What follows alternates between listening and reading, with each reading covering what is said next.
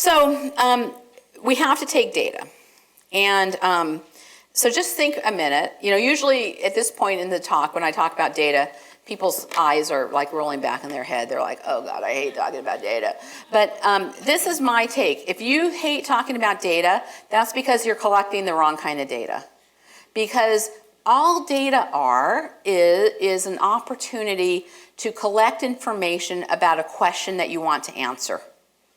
So if the question that you want to answer is, how many words does my student use in class, then let's figure out how to answer that question.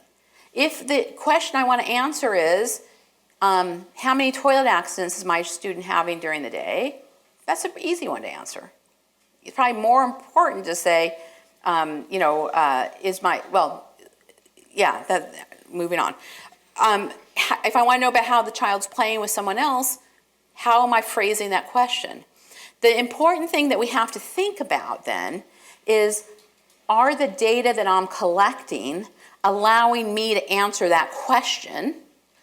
And for those of us that work in schools, is the answer of that question the same question that's being asked by the instructional goal on the IEP or whatever the plan is called in Canada? Okay? Because sometimes what will happen is I'll go into a classroom, people have lovely data, and they'll have data on something like the frequency of children initiating play with peers, and the graph looks beautiful, and yes, we're all convinced that the child's learning. And then they'll go to the IEP meeting, and the IEP says something about percent of time the child spends playing with the peer, and the data don't match. And it's a little bit of a frustration, but you have to think about how you're moving forward. The thing that we know about data is they allow us to communicate, because whether we're in school working with instructional assistants or we're in a special education program where we're working collaboratively with BCBAs, what the data allow us to do is all talk about student performance in a meaningful way where we can agree on this is what's happening. And the only way, in fact, I was so interested in hearing about the name of Pat's organization, that it was about the collaboration, it was like the first word in the title, because that's so important.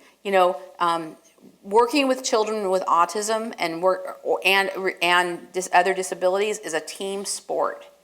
No one, whether they're the family or special educators or behavior analysts or speech pathologists, no one can do it alone. It's a team sport. And what the data does is it gives us a way to really coalesce around this issue. We know that kids whose teachers take data do better, because again, student failure is instructional failure. So if the data show us that children are not making progress, then it tells us that we need to change something. We know all these kind of data collection that we can, different kinds of data that we can collect. The kind of data that I think you should collect are things that are sustainable and that allow you to talk to other people. So I don't care, I don't care how you collect data. I don't care how you display the data. If you can use it to show people the progress that's happening. If you use permanent product data, if one of your issues is handwriting, collect one sample a week and put it in a notebook and look at the progress over time. Fabulous. I have a teacher I worked with, and she just had a hard time with data collection. So I gave her a calendar sheet for every kid, and she would write the things down it was a 1 month calendar. She would write things down in the calendar. And then why that helped her is it was important for her she could see the patterns nicely. So like she saw that, wow, every Wednesday, this kid has a terrible, high rates of challenging behavior. That's an interesting pattern to know. Let's figure out what's going on there, And then the most important thing is that if you collect data, you need to do something with it. Because collecting data and not analyzing the data is a waste of your time, but it's more importantly, it's a waste of your students' time. So again, I've gone into places where there are boxes of data and there's no graph, there's no analysis. And then it's like, this was really not, it was a waste. So the main thing that data should tell you is to look at the pattern of the data. Is it going in the direction you want it to go in, rather go up or down? So if I'm increasing the behavior, am I seeing an increase? If a student, in 3 weeks hasn't made any gain in what you're working on, you need to change the program. You need to change the program. Doing the same thing and expecting different outcomes without any data that's going to happen, that's not smart. You just need to look at the pattern. Should you stay or should you go? And then in thinking about getting data going, be reasonable and set goals for yourself. If you're not collecting any data right now or not analyzing any data, start with one student or start with one behavior across students. But start small. Don't say, today, on Monday, I will start collecting data, because that's not going to happen. Okay? But say, okay, I'm going to collect data for one IEP goal for every student that I have. Okay? And 2 weeks later, now it's going to be 2. Okay? But you need to start small. So let's put this all together and kind of think about what we've talked about in the last hour and a half. So the first is quality of life. How is this outcome for families and students incorporated in your work? And if it's not, I'd like to challenge you to say, so what am I going to do the next time I have a meeting with a student or their family? How am I going to have this conversation about what are the meaningful outcomes that you want to see for your student, or to the student, what do you want to accomplish and how do we incorporate those?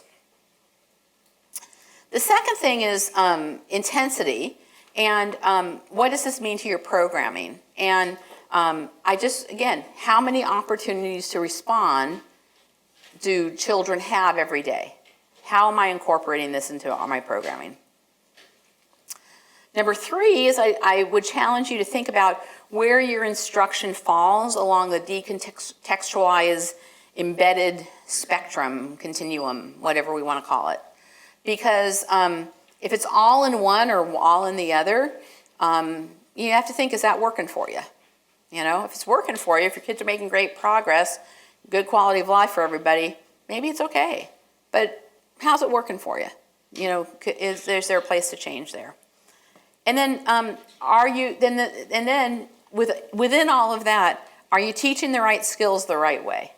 The story I tell about this, I always think about this little girl who was in our program a long time ago, and interestingly, she had an outside therapy program. She was one of the first kids I ever worked with that had an outside therapy program. So she came in, she had beautiful curly hair, long curly hair, and her mom said, brushing her hair is just the worst thing in my life right now. And I said, okay, we can teach her how to get her hair brushed. If that's the most important thing for you, we can work on that. But then I said, but don't you have a home program? Why aren't they working on it? And they said, well, they told us it wasn't important. They said we should cut her hair. So I said, well, the first thing you should do is fire that home programming team, because they're not listening to you, because you're their boss, right? And if you say this is the most important thing in your home right now, then it's way more important than her learning concepts. So we taught her how to get her hair brushed. We didn't work on it all day long. We'd work on it for about 5 minutes a day. We'd brush her hair, and we could do it with no problem. Mom came in, brushed her hair in the classroom, no problem. Then we went home with her and we brushed her hair at home, and then Mom brushed her hair at home, and now she still has long, very curly hair, and all is well. But the thing is that that was the right skill at the time, and what it allowed us to do was teach other skills, because we didn't have buy-in before, and once we did that, we had great buy-in. So are you teaching the right skills, and are you teaching them the right way?